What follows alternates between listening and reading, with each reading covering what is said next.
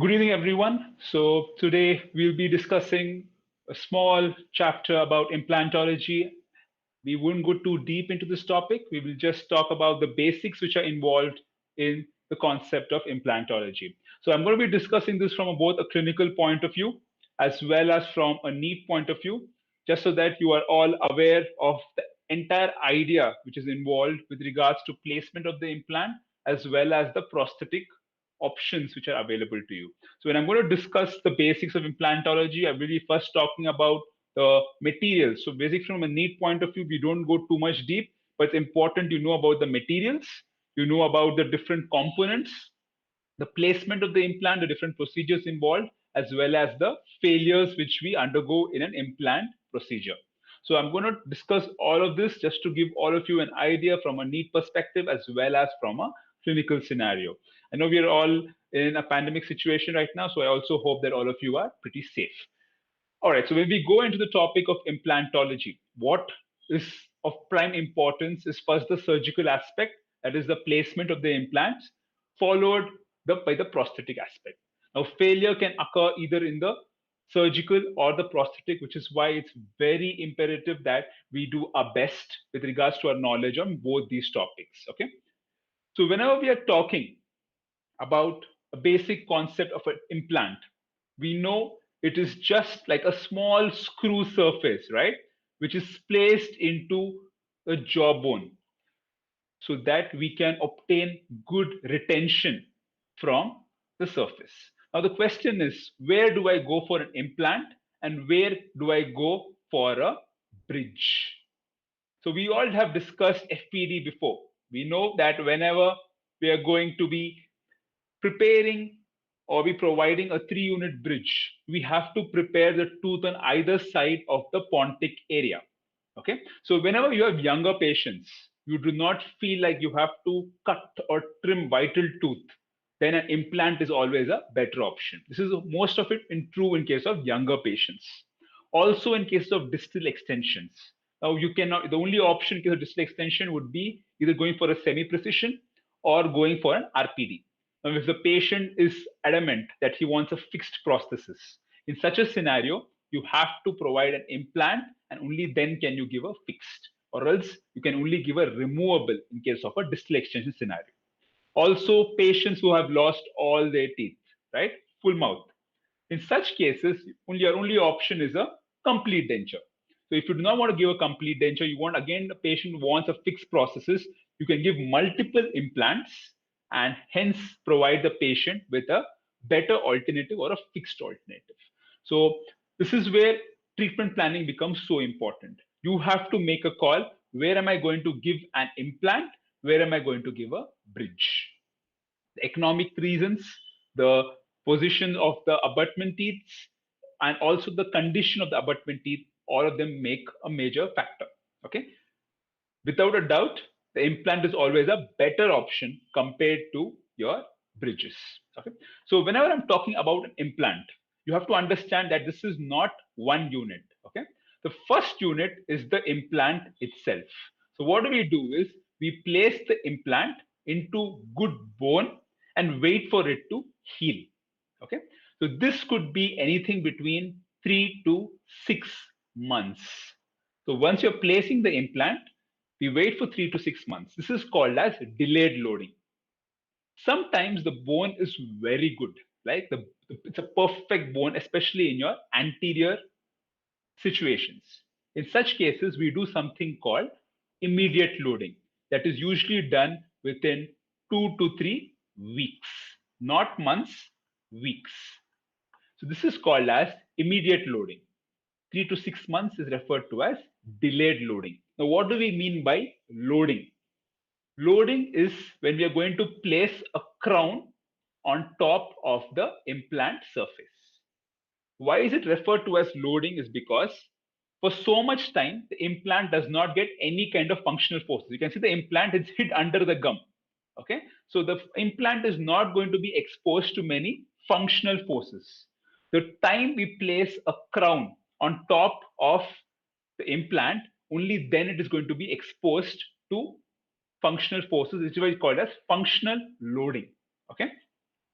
So some cases, especially in your maxillary anteriors, or maybe even to your extent to your mandibular anteriors, the load is not too much. So the chances of the implant failing are very less. So in such cases, you can go for an immediate loading, which is done within 2 to 3 weeks. But in your molars, your premolars, and even to an extent your canine, it's better that we wait for your 3 to 6 months to elapse to avoid a failure of the implant in the future. So if you ask me, a delayed loading is always better than an immediate loading. But it's not true for all cases. It depends on the type of bone which is present in the individual. So whenever I'm talking about implant, I'm just talking about this portion. The crown portion is the prosthetic part of the implant. The surgical part is only the implant itself. Okay, I hope that is clear. Now, you have to understand the difference between a tooth and an implant. The first things is the lack of a periodontal ligament. Now, why a PDL is so important is because your PDL acts as a shock absorber that is not present in an implant. Earlier, what they used to do was they used to make a 3 unit bridge. Okay. In the 3 unit bridge, they used to give a crown on the tooth, avoid the pontic space, and the third one used to be an implant. So, what they used to do was join an implant to a tooth. But what is the biggest drawback or biggest flaw in this scenario is a tooth has PDL, an implant doesn't. So what they saw after many years was that there was bone loss around the implant, not around the tooth, but around the implant. And within a couple of months, this implant failed. So the entire prosthesis used to fail. So keep this in your mind. You can never join a tooth and an implant. An implant can be joined with an implant itself. A tooth can be joined with another tooth and given a bridge. But you can never join an implant and a tooth when you're giving a 3 unit bridge. It has to be separate always. Why? Because of the lack of PDL in your implants. Apart from that, what are the other differences which you see in an implant? Now, you know, implant is like a screw, right? So just to keep it very basic, it's like a screw. A tooth can intrude or migrate, an implant cannot. The place where you drill the implant is where it's going to stay in place forever. If there is bone loss, it might come out. But apart from that, it will not intrude or migrate. Proprioception. What do you mean by proprioception? That is when you're eating something. Suppose I'm eating a carrot, and suppose I'm eating a tomato. I know the difference that what is a carrot is pretty harder, a tomato is softer. For same thing is very less in your complete denture patients, for example. They have no idea what they are basically eating. If you don't show them the food, they will not be able to know that this is this particular type of food. Okay, so that proprioceptive ability is not as good in implants as there is in a tooth. It's better than what is there in a denture patients, but it is not on par with what you see in a tooth. Apart from that, the crown implant ratio, it's different. We'll discuss this as we go along. And also what happens is that if there are parafunctional habits, so you know what different types of parafunctional habits are there, like bruxism, too much of cleansing. Now these could cause some amount of microfracture in the bone, causing a bone loss. If bone loss happens, your implant will fail in the future. Okay, so this is a small gist of difference between a tooth and an implant and why you should never join an implant with a tooth. Apart from this, this is the chart to just show you the difference. So the PDL, what all it does, it acts like a shock absorber. It helps to distribute the force around the tooth. So suppose this is your tooth. If there is a force which is acting on the tooth, your PDL absorbs the load and transfers it in all basic directions. So you not one part of your bone gets all the load. The load is distributed all across your bone, as a result of which the forces, especially the lateral forces on your tooth, are reduced. Because of this, the mobility is reduced as well. But that is not true in case of your implant. So because of that, the implant, if there is too much forces acting on your implant itself by your prosthetic crown, your implant will definitely fail. And as you can see, The changes what you see in a tooth are always reversible. But in an implant, it is not reversible. Once bone loss starts happening, it will result in the failure of the implant, and that bone will never get back into its actual width and height. So what can we do to basically avoid it, right? So there is something called IPO. This is referred to as implant protected occlusion. Okay, so what do I mean by an implant protected occlusion? So I think whenever you did your complete dentures, you did something called tooth arrangement, right? So when you did tooth arrangement, you kept it exactly the cusp of your molars, for example. You kept them exactly on par. Now, what do we do in implant protected occlusion is that we keep a small amount of gap between the opposing tooth and the implant protected. So suppose example, this is an implant supported tooth, we give some amount of gap. We don't arrange them in a very high bite. What happens is this is because of this. Now suppose this is for a tooth. When forces are directed on it, it's distributing in all directions. But for an implant, it's distributing only in one direction. So when the forces are acting on this, the forces are going to be very minimal. And these forces, when they transfer to the bone, not too much bone loss occurs.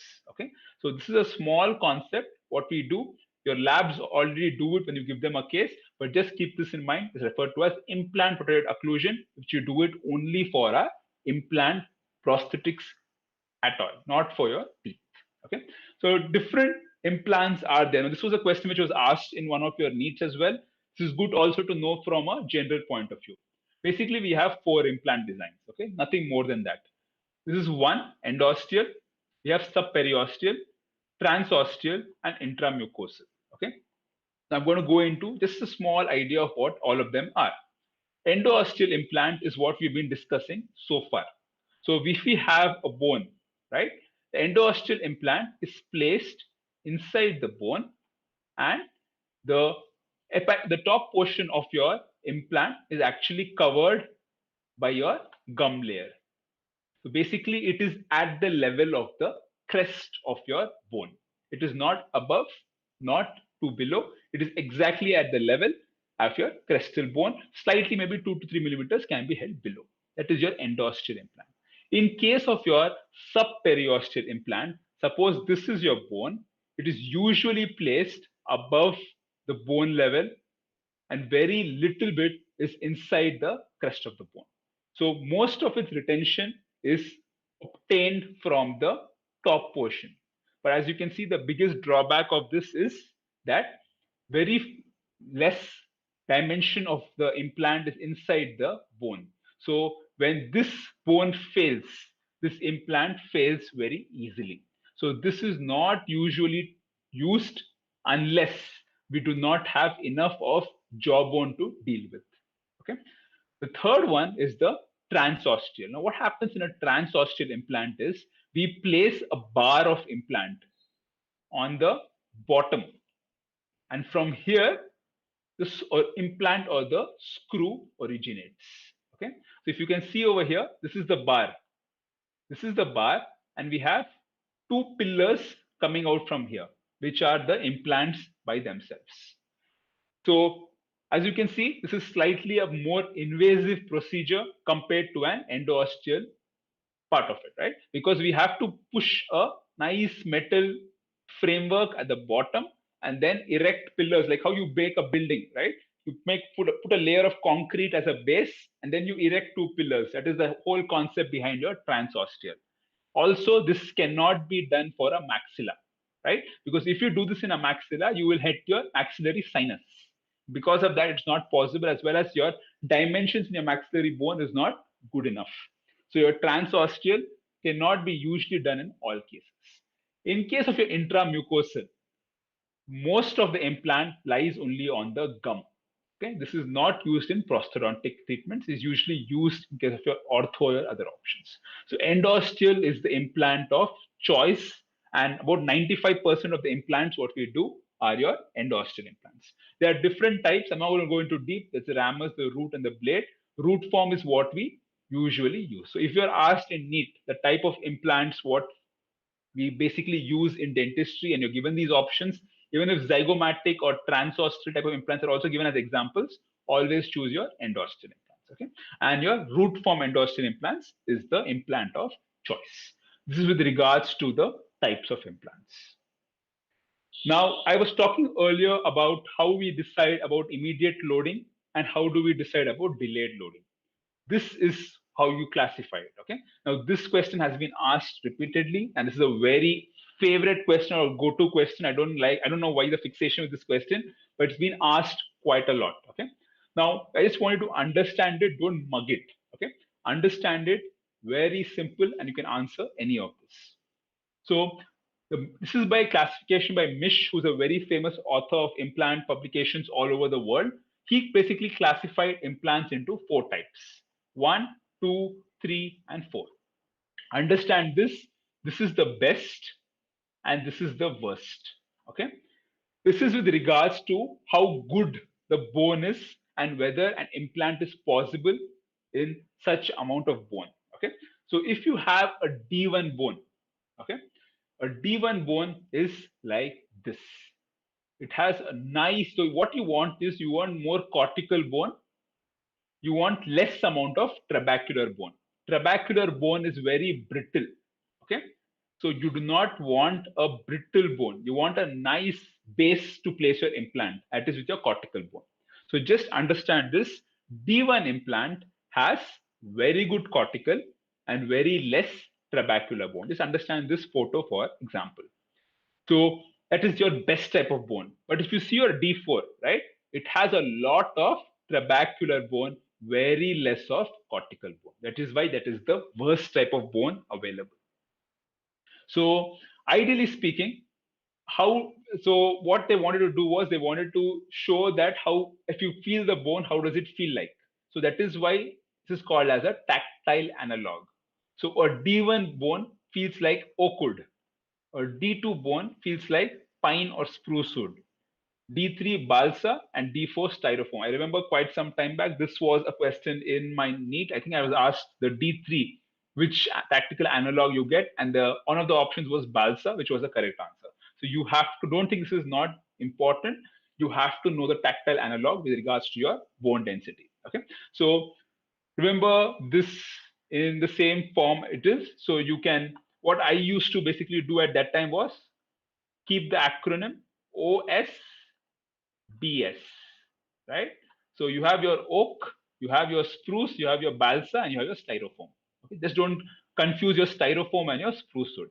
So OSBS should be the way you identify 1, 2, 3, and 4 of your deep bone patterns. Okay. Now also, how do I understand where is this type of bone found? So this one, D1, is usually found in your anterior mandible.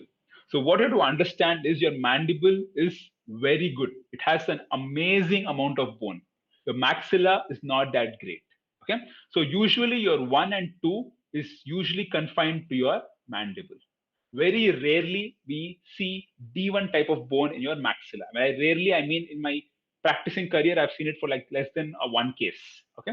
So D1 and D2 is usually seen in the mandible. Okay. D3 and D4 is usually seen in the maxilla. That is what you have to understand.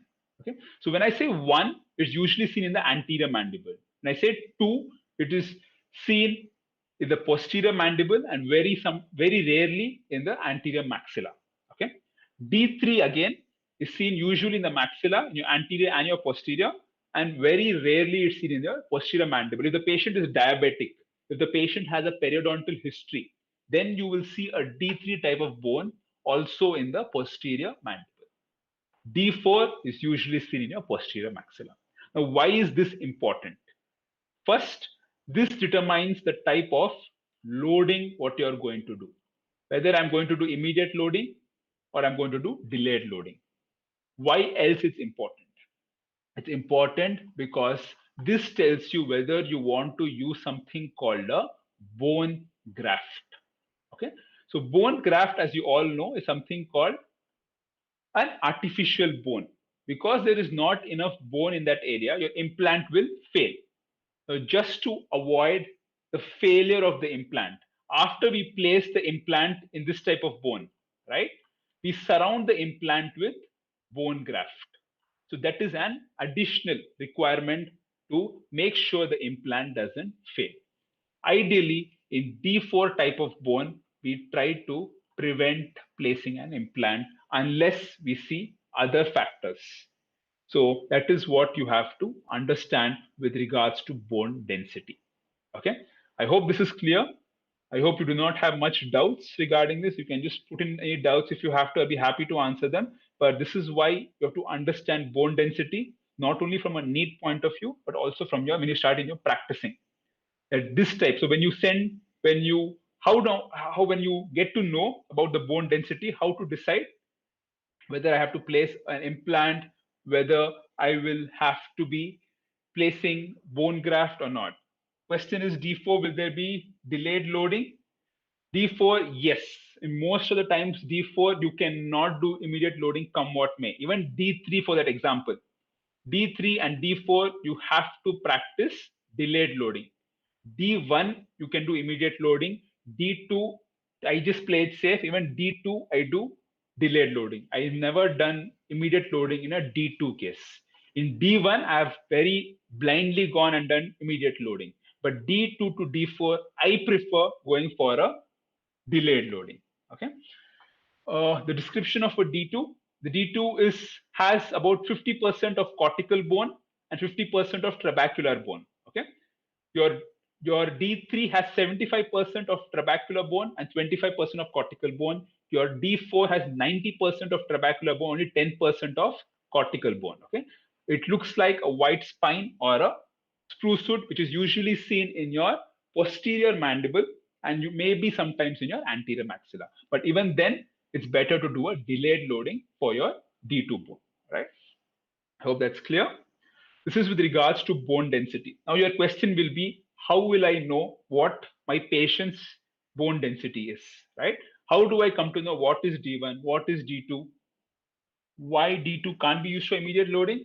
All right. So basically, what happens in D2 is, as you can see, it is 50% cortical and 50% trabecular. When I said trabecular, like I said earlier, it is a brittle bone.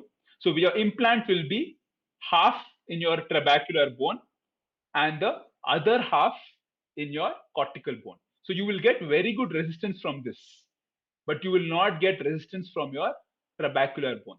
It needs at least 1 to 2 months to adapt to your bone itself, which is why you will not get that. So when I'm going to load it, this will not have something called primary stability.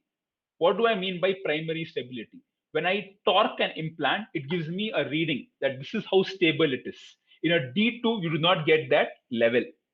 Okay, which is why D2 I usually do not advise going for a immediate loading. D1 you can aram se do it, it's perfect for a immediate loading. But 2 to 4 I don't do it. There are practitioners who practice it, just that I'm not comfortable doing it. If you're comfortable doing it, it's well and good. Dentistry, it's all about what works best for you. So that's about it. I just wanted to risk it. Okay. So that is with regards to your bone density. Very good. I see OPG and CBCT. Very good. But OPG is a 2D image. A CBCT is something called as a three-dimensional image. Okay. So this is what a CBCT looks like. One question is, do I send every implant case for a CBCT? My answer will always be yes. Okay. Because from an OPG, you can only see two-dimensional. You cannot see any kind of bone defects which are available with regards to your CBCT. Okay, so this is what your CBCT technician will send back to you once you have decided to place an implant. So you can now see here, right? So this is what the image looks like for you in your OPG, right? So here you can see this is your nerve. Okay, is your inferior alveolar nerve. So you cannot place your implant in your inferior alveolar. So whatever you see this orange color, you cannot go as deep as that. This is how you read a CBCT. Okay, I'm just going to show you very briefly how you can read a CBCT. So this is with regards to your type of cortical. Now, what dark black you see over here, that is your cortical bone. What flare up you see each side, that is your trabecular bone. Okay, so if you ask me what type of bone is this, I would say it's a D2 type of bone. Okay, because you can see 50% of compact, 50% of trabecular. Sometimes your lab technician also will write down and give it to you that this is this type of bone. So you will know then and there itself the D2, D3, whether it's good for implants. Now, how do I decide my implant dimension? So implant dimensions are two types. One is the width and other is the height. So they come in different dimensions, right from probably 2.8, they go up to even 5. And your height starts from 8 and it goes up to even 12.5. Okay, so you have to decide what type of width I'm going to use, what type of height I'm going to use. So how do I determine the width? So you see the width over here. Okay, take 50% of it. Do not take the entire width. If you're seeing it from here till here, you should not take the entire 100%. You can take only 50% because your implant needs borders. If you take the entire 100%, you are just going to fracture that bone. Okay, so you take 50% for the width. So I see a nice width which is available over here. I see about 7 to 8 millimeters easily. So I can nicely take a probably 3.5 or even a 4 millimeter implant for this. The next what you see is the length or the height of the implant. So I can see it's supposed to be inside the bone. So it has to start like this, and I cannot hit the nerve. So it has to be at least 2 millimeters above the nerve itself. So probably for this case, I can go up to an 8.5 or even up to 10 millimeters and get it. So as your dimensions of your implant increase, the primary stability, what I was talking to you about, also increases. Okay, so do not always choose a smaller implant. If you feel that my height and width are not enough, then you can choose a smaller implant. But if you have a nice height, nice width, always use wider and longer implants because your primary stability will be amazing. So once you plan like this, you get a description like this. So you can see here, two implants over here, two implants over here, looks pretty perfect. Also, the distance between two implants should always be 3 millimeters. The distance between an implant and a tooth, for example, should be 1.5 to 2 millimeters. Okay, you cannot place one implant here and another implant 1 millimeter away. Both these implants will fail in 1 year. I give it to you in writing. Okay, so there has to be a 3 millimeter difference between two implants, and also there has to be a 1.5 to 2 millimeter difference between an implant and a tooth. Question is, how do you place okay, so what you do in cases of, you can see where your inferior alveolar nerve is resting, right? It's resting here. It enters your mental nerve socket on both sides. So we place a framework over here. Once we place the framework over here, we give implants like this. So as you can see, we're not touching the inferior alveolar nerve. Inferior alveolar nerve is present on your posterior aspect, it's not present in your anterior aspect. So when I was showing you the transosteal type of implant, you saw it is in the front. We do not give a framework here. We give a framework exactly in the center, where your nerve is not going to be there. And from there, we have all these implants arising. Okay, that is how you basically place a transition. So I hope this is clear for you. This is how you plan for an implant CBCT. So you see the bone over here. You compare the bone with regards to your density, which is available here. Yes.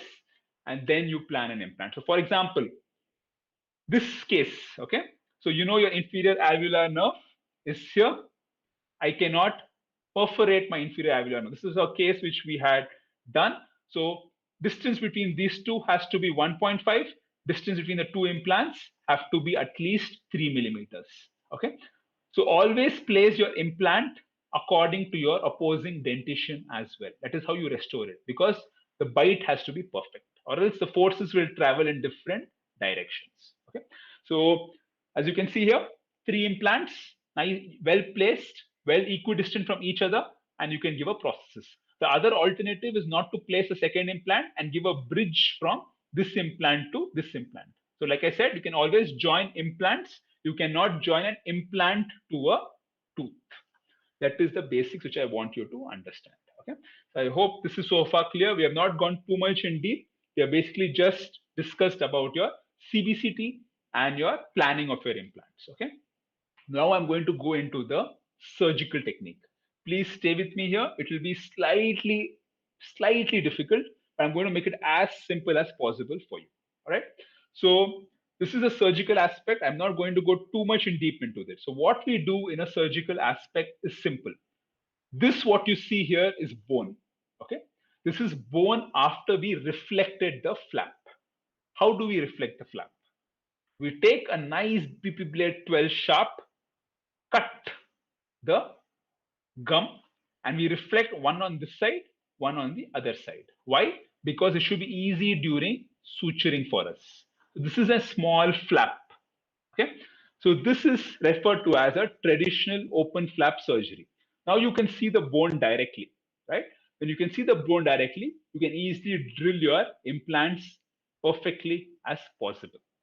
Now sometimes we do not want to open so much of a flap. Also, patient is diabetic, patient has bleeding disorders. In such scenarios, we do not cut open the flap like this. We do something called a minimal invasive surgery. We have something called a punch. Okay, so you know how you make holes in your newspaper, right? We have something called a punch for that. We also have a similar one for your implant placement. So what a punch does is it just makes holes into your gums. So you position the punch and you just punch the tissue and you will have a nice hole and you can see the bone over here. So this is referred to as a minimal invasive surgery. If you do not think that I have to cut so much of my gums, you can also use a punch, make two holes or make one hole depending upon how many implants you're going to place and drill the implant into that punch what you have created. What is the advantage of this? Less bleeding, less chances of infection, and increased recovery period. So remember, if you get a nice cut on your hand or probably near your face and you have to stitch it up, it takes at least 2 to 3 weeks for that to heal, and sometimes even a scar is formed, right? So that is the disadvantage of an open flap surgery, which is less in a minimal invasive surgery. So these are the two types of flap reflection. Clear, right? So we have opened up the gums very comfortably and we can now place our implants. Either you open up your flap with your open flap surgery or your minimal invasive surgery. So now what we do is we're going to place the implant. Okay. So what we do first is we use a 2 mm drill. Come what may, whatever dimension of implant you're placing, you always start with a 2 mm drill. This drill is referred to as the pilot drill. So you know how the pilots, they're the ones who drive your aircrafts, right? So they are your first line. So that is how a 2.0 mm drill is referred to as your pilot drill. Whatever dimension of implant you're placing, you will always start off with a pilot drill. They are the first drill. Then you first you're making a hole, a small opening in your bone. You increase the size of the drill. You go to 2.8, 3.2, 3.5, and so on, right? And you widen the opening in the bone what you have initially created with your pilot drill. Okay. One rule what you have to understand here is you always stop your drill one size smaller than the implant that you're going to place. Now, suppose I'm placing a 5 mm implant. Okay. Imagine this is a 5 mm implant what I'm going to place. I will stop at 4.3. I will not make a hole of 5 mm. Why? Because I want my implant to snug fit or to adapt to the walls of the bone. Now, suppose if I make a 5 mm nice drill or opening, my implant will very loosely fit into the 5 mm. Suppose if I make a 4.3 and then I try to push a 5 mm, the fit will be amazing. The stability what you get will be very good compared to that of the same dimensions. So suppose you're placing a 4.3 mm implant, always stop at a 3.7 or a 3.8 mm width. Okay. This is with regards to your implant placement. Next, what you understand is the height. All these drills have heights. You can see this gold marking. This is say about 2 millimeters. This will be 8 millimeters. This will be 10, 11, 12, like that. So you have already decided what height I'm going to place in your CBCT. You have to compensate for that height in your implant drill. Okay, so you're going to place the exact height. So this marker will tell you that, okay, I'm at a 10.5 millimeter only. So now your width is decided by the implant, your height is decided by the markings on the drill. Okay, once you have drilled as much as required, I mean one size short, then you place the implant and then you tighten it. You can either tighten it with your screw tap, that is your physio itself, or you can do it with your hand. Okay, either way is fine. But what you do is when we push it, we have something called a ratchet, which will give you a amount, suppose 35 newtons per meter square, or 40, 50, 60, 70. It will give you a value. That value is how much primary stability you have obtained. A minimum of 30 to 35 newtons is the force that you're supposed to get back from the drill when you're going to push it. So I see a question, difference between a self-drilling and a self-tapping implant. Okay, very good. So self-drilling is like I mentioned earlier. Suppose you're placing a 5 millimeter, you drill for 5 millimeters and you just slide the implant through. So this is drilling. Okay, and this machine, it's like an aerator basically, which helps you drill it. Okay, that itself will allow you to push the implant. Okay, this is your self drilling. But in the self tapping, you use a hand torque and a hand wrench. You do not use this machine. What you see over here, you do not. It's like an aerator. You do not use it. You place it directly and you just move it in a clockwise direction. Okay, I will just discuss with you slightly little bit later. I'll show you that machine also. We move it in a clockwise direction and we ourselves push the implant into the socket what we have created. Okay, so self drilling is we use the drill to push the implant. Self tapping, I'll show you the machine later. It's like this basically. We do it ourselves with our hands. We do not drill it through. That is the basic difference. Okay, so this is with regards to your drill placement. That is your surgical aspect. Always one drill shorter and then you place the implant, get a nice primary stability of at least 30 to 35 newtons. Okay, so now, yeah, this is an example of your self tapping. We are not using the drill, we are just pushing the implant.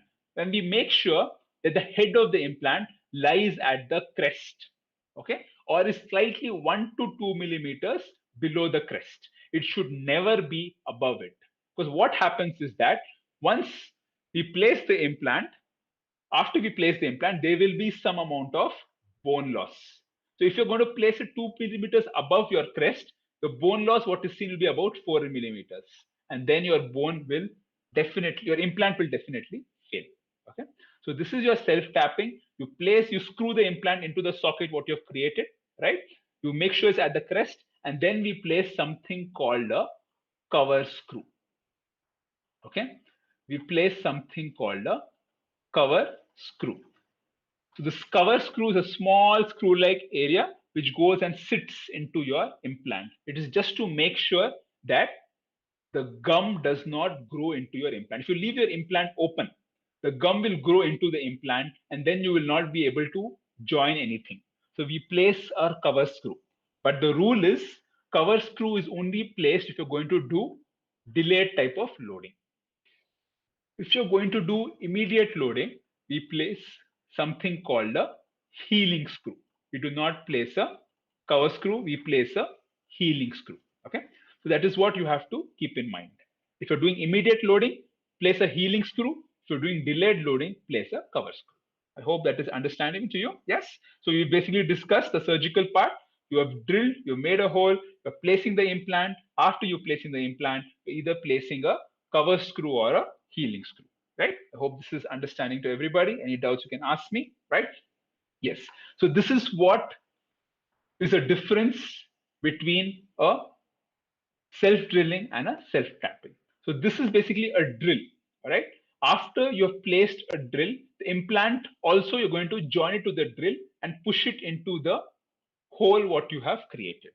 But if you do not want to use a drill, we have something called a hand torque machine, which we ourselves screw the implant into this structure, into the bone what you have drilled. So this is the different types of your drilling protocols. Uh, there are different systems. You have your Noble Biocare, you have your Aden, you have your Alpha Bio, Dentium, a lot of systems, but the protocol remains the same.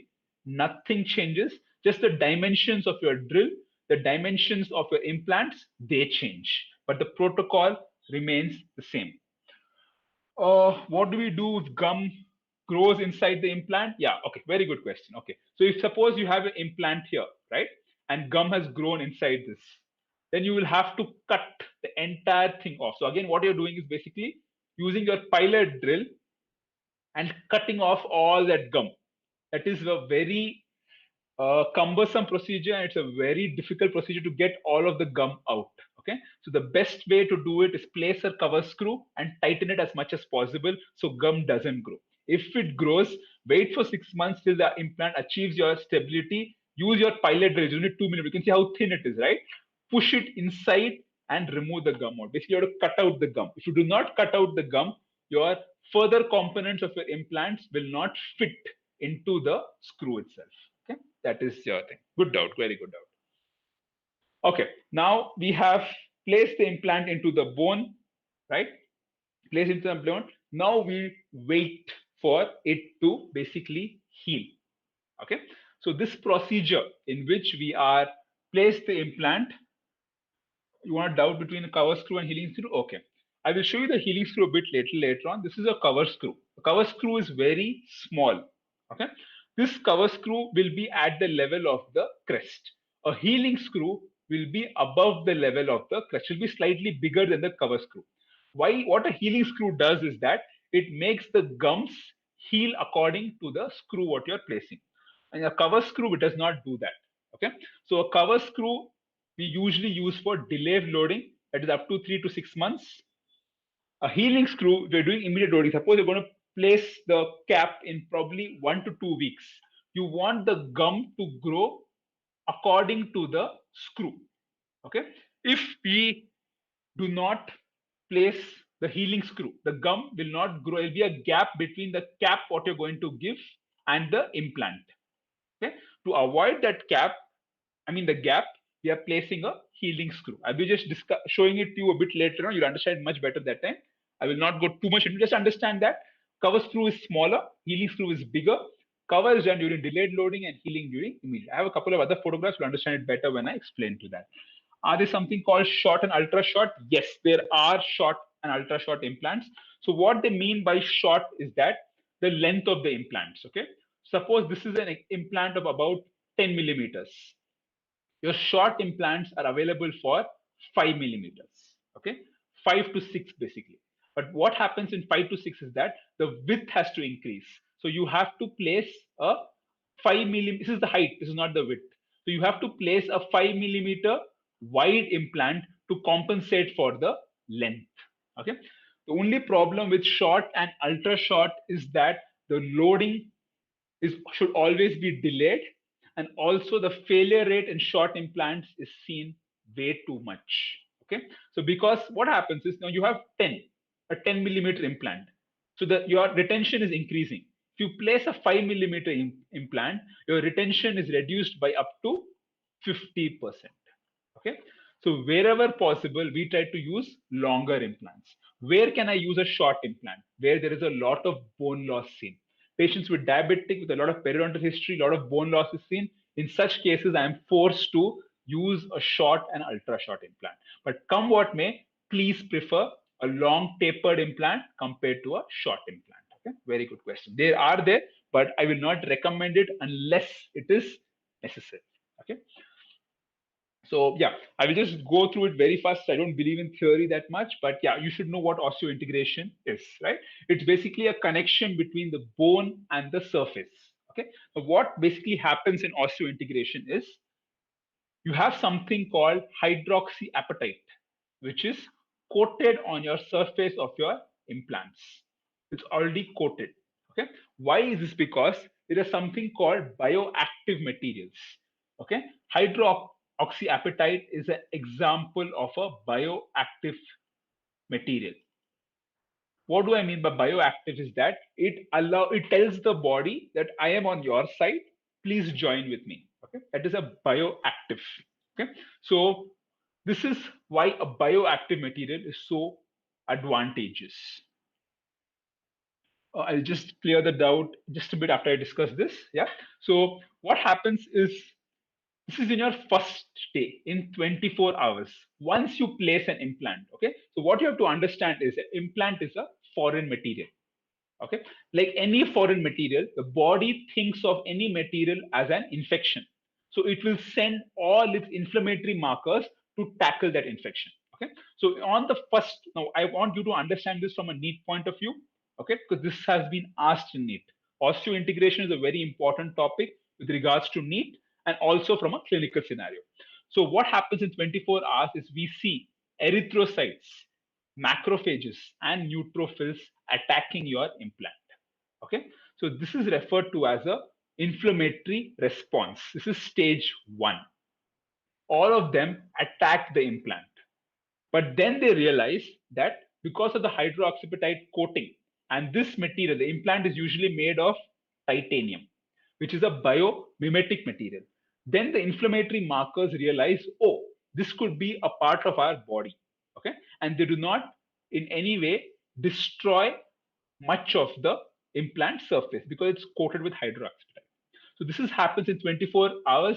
We see a lot of neutrophils, macrophages, and erythrocytes. Within 4 days, okay, what happens is the body starts leaving out monocytes, monocytes as well as a slight amount of macrophages. So what they do is they eat up all the infection and the other inflammatory markers which are around the implant in the first 24 hours, and they help in the formation of new blood vessels. So when you drill, basically when you have drilled it, you have destroyed the blood supply of the bone. Please recognize that and start opening up a new vessel and start improving the blood supply to the bone. If the bone does not get its blood supply or does not have its bone, it does not have its proper inflammatory markers, osteoblasts will not be formed. You want osteoblasts to be formed around your implant so that they can fuse to the threadings around the implant surface. Okay, so once you have nice blood supply present, you have osteoblasts can easily migrate to the surface of your implant and help in the bone formation. So this is seen on the 4th day. After 1 month, okay, this is after one whole month, we start seeing some amount of osteoblasts increasing along with slight amount of bone starting to form all across. So these are osteoids or bone forming cells, right? So they start forming your bone. After 2 to 3 weeks, after 2 to 3 months, sorry, not 6 to 8 weeks, or after 2 to 3 months, your bone starts joining with your implant, as you can see over here. Within 3 to 6 months, this becomes a nice bone formation, and your implant is cemented with your bone surface.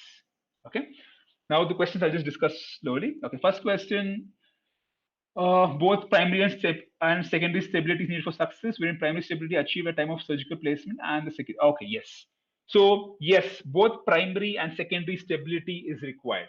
What is the difference between primary and stability and secondary is primary is when you place the implant into the bone. Okay, you have known it's tight, it's perfectly fitting, it's tight, and you get a nice torque of say 70 newtons. That is your primary stability. Secondary stability is all this what we have discussed right now. Okay, but what happens in D1 bones, because the implant is already with a very nice primary stability and the functional load on the implant is very less, you do not have to in any way have an issue with regards to your secondary stability. So you do not. So as your loading is not, there's not too much functional load on the implant. The secondary stability keeps happening side by side. So you don't have to worry. So in immediate loading, we achieve both primary and secondary stability side by side. But in case of D2, D3, D4, I will always tell you to wait because your secondary stability is that much more important. There is no hydroxyapatite in basal implants, and how do they integrate? Yes. So what is happening in basal implants nowadays is that they're coating with a layer of zirconia. Now, titanium is not the only material what they are placing. They are also placing something called zirconia with titanium alloys. Okay, alloys of titanium. So this could be your vanadium, your tantalum, you have platinum. You have so many different alloys of titanium. We join it together. So your basal implants, basically, they have a combination of zirconium and other titanium alloys, and that helps in their stability being achieved. Hydroxyapatite is one of the different types of bioactive markers. There's a list of about 10 bioactive markers which is available. So even one of those bioactive markers are present, these erythrocytes or macrophages will not act on the implant itself. Okay. Uh, what microdesign? What happens if the microdesign must be considered? I'm not understanding regarding the microdesign. Can you just repeat that question? And why does temporary loosening occurs? I will be discussing failures a bit later on, so you understand it much better. Okay. So I hope this is your understanding so far. I hope I have cleared most of your doubts. That is why I have preferred in D1 bone always going for your primary stability, not going for because secondary stability happens side by side. But in your D2 to D4, you want secondary stability. What happens is when you're trying to load the implant will come in your hand. Okay, so that is why it's important that you try and achieve even secondary stability in your D2 to D4 bone. In your D1 bone, the primary is good enough, and also you have to understand your D1 bone is in your either your mandible, anterior mandible, or to an extent in your anterior maxilla. So there, not much functional forces are happening. But if you do the same thing on your molars, there's a lot of functional forces, and even if it is a D1 bone, it will fail. Okay, so keep it in mind when you're planning your immediate or your delayed loading. I hope this much is clear so far. I hope you do not have much doubts, and I was able to clear most of it. Just that micro design, I didn't understand that question. If you can rephrase it, I'll be happy to clear that for you. So yeah, this is what happens with regards to your osteointegration, right from your neutrophils to your osteocytes. These are all the cells which are seen. There is actually a cycle, stage 1 to stage 4. I'm not going too much deep into that. Okay. Uh, yeah. So for micro design, okay. So you're asking basically about the curvature of your implants. Okay. So like we discussed right in the start, okay, we have different types of implants like a root form, a blade form. Also in that we have different spirals. These are called as spiral implants. There are also elliptical implants, rhomboid implants. So why is the micro design so important? Now you can see these threads, right? All these threads in one way or the other help. What happens when you're turning it into the bone, when you're screwing it into the bone, either by self tapping or through your drill, the bone layer forms across the surface of the implant in the same fashion. However, the screws are, the bone also is going to be forming in that same fashion. So, you know how you put a screw or a nail into your wall, it gets locked to that wall. Why?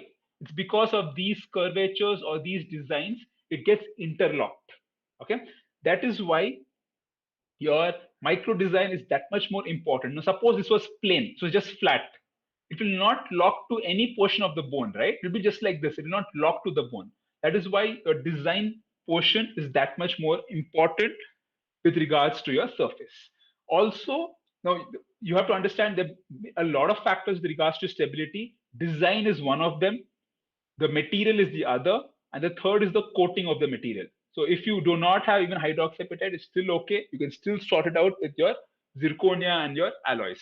Okay, but design is just one of the many factors responsible for your stability of your implant. Hope that's clear. Yeah. Okay. So also I saw a question why temporary loosening happens. You have to understand that osteoblasts are not the only cells near the bone. You also have something called osteoclasts, right?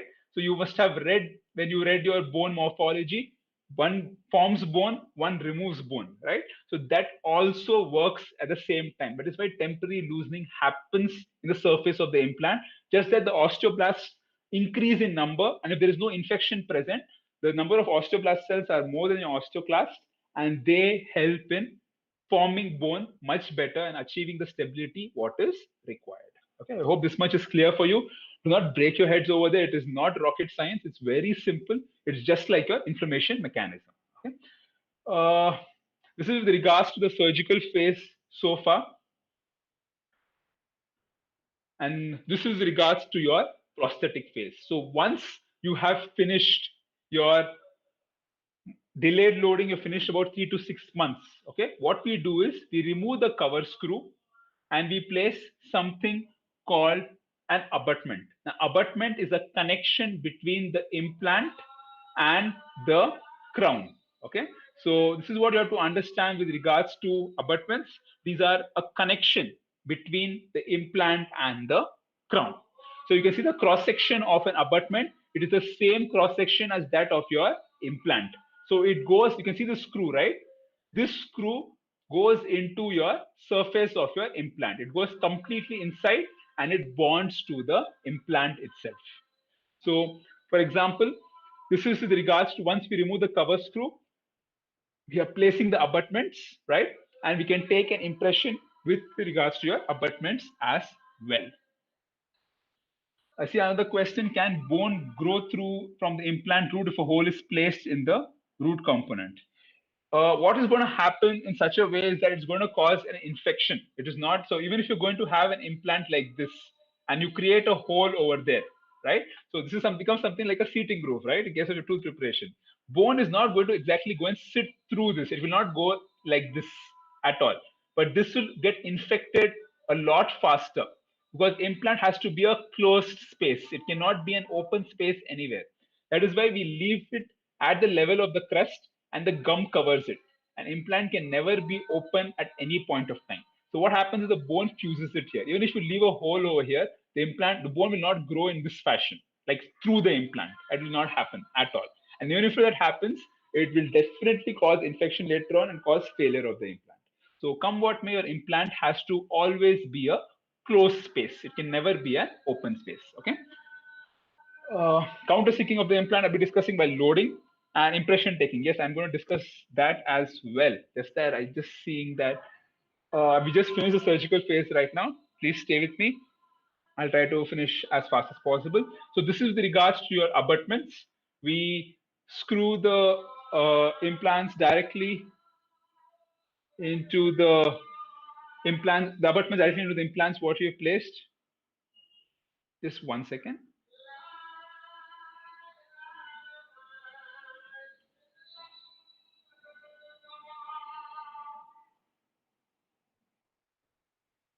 Okay, so this is with regards to the next phase of your implant treatment planning. Yes, so these are your abutments. As you can see, you have striations which are present on your abutments as well. Okay, so these also help to lock the cap which is going to come. These are abutments. Your cap is going to come, or your crowns are going to come in this way, right? Based on your restorations, and they will cover the abutment surface. So abutments, what you have to understand is they are the connection between the implant as well as the crown. Also, the abutments come in different angles. There's something called straight abutments, what you see here. They also come in different angles, like a 30-degree abutment or a 20-degree abutment. And suppose you have placed an implant which is cross. It is not straight. As you can see over here, the implant is slightly too labially forward, in which case we can take a slightly angulated abutment and push it inside. This is for all your aesthetic zones. So these are called as either angulated abutments or your custom abutments. Okay, or custom abutments. So this is with regards to your abutments. So also, if you do not want to take impression with your abutment, so this is your stage 2. What we discussed till here was stage 1. Okay, what we are discussing right now is stage 2. After we finish the 6 months for your delayed loading period, we then place abutments or we place something called a healing screw first. After healing screw, we have to take your impressions. So if you do not want to take impressions with your abutments, you have something called an impression coping. But you see the difference. What an impression, this is what an impression coping looks like. Do not confuse this with an abutment. And impression coping is again the only job of an impression coping is to take the impression and transfer it to the lab. That's about it, nothing more. But an abutment is going to stay in the patient's mouth forever because it is the connection between your implant and your crown. Okay. So once we have come across with impression coping, we lock it into place, right? Just like this. Okay. And then we go about taking the impression procedures. So I just don't want to hurry through the prosthetic scenario. I will be conducting the prosthetic scenario probably in the next class, which will be pretty soon, so that we do not just finish it off for the sake of it. I've just so far finished the surgical. If anybody has doubts with regards to the surgical, I'll be concluding the session today. The next class, I'll be taking the prosthetic part of it. Okay. I hope that is okay.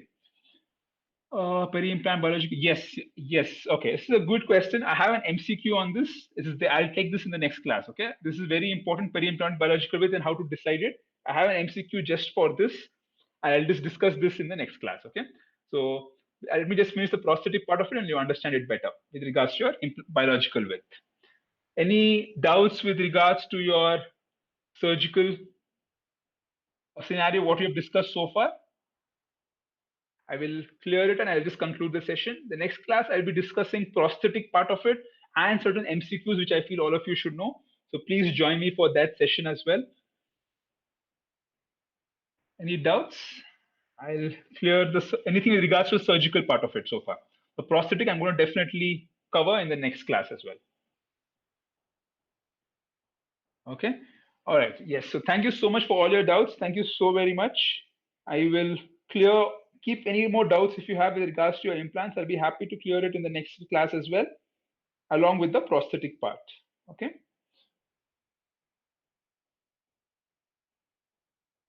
Yeah, the recording will be available to you live. Don't worry about it. The entire recording will be available after some time. Yeah, the recording will be definitely available. Yeah. Thank you so much, everyone. So yeah, stay safe, take care, and I will see you in the next session with regards to the prosthetic part of the implantology.